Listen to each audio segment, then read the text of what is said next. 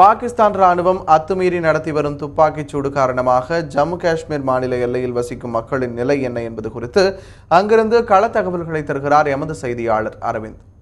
நாம் தற்போது நின்று கொண்டிருப்பது ஜம்மு காஷ்மீர் மாநிலத்தில் உள்ள அக்னோர் என்ற பகுதியில் உள்ள ஓல்டு கன்சங் எனப்படும் இந்தியாவின் எல்ஓசி. நாம் தற்போது இருப்பது பிஎஸ்எஃப்பின் ஒரு செக் போஸ்ட்.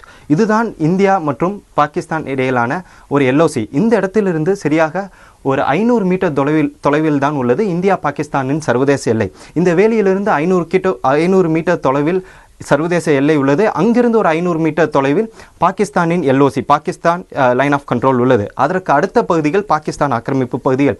கடந்த செப்டம்பர் 18ஆம் தேதி இந்திய ராணுவ முகாம் மீது தீவிரவாதிகள் நடத்திய தாக்குதலில் 19 ராணுவ வீரர்கள் கொல்லப்பட்டனர்.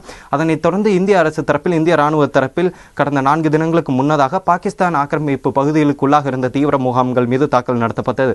இதனைத் தொடர்ந்து எல்லையில் பதற்றம் நிலவி வருவதால் எல்லை ஓரம் உள்ள 10 கிலோமீட்டர் தொலைவில் உள்ள அனைத்து மக்களும் உடனடியாக அந்த இடத்தை விட்டு அப்புறப்படுத்த வேண்டும் என இந்திய அரசு அறிவுறுத்தியிருந்தது.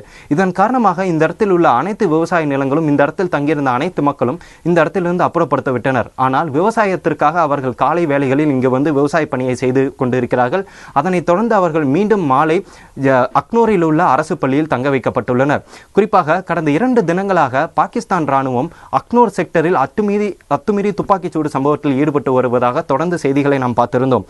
இந்நிலையில் இந்த இடத்தில் தான் அந்த அத்துமீறி துப்பாக்கிச்சூடு சம்பவம் நடைபெற்று வந்தது. சரியாக நேற்று இரவும் இந்த இடத்தில் ஒரு அத்துமீறி துப்பாக்கிச்சூடு சம்பவம் பாகிஸ்தான் ராணுவ தரப்பிலிருந்து நடத்தப்பட்டதாக இங்குள்ள அதிகாரிகள் நமக்கு தெரிவித்தனர். தந்தி செய்திகளுக்காக ஜம்மு காஷ்மீரிலிருந்து ஒளிப்பதிவாளர் பிரதீப் சௌஹானுடன் அரவிந்த்.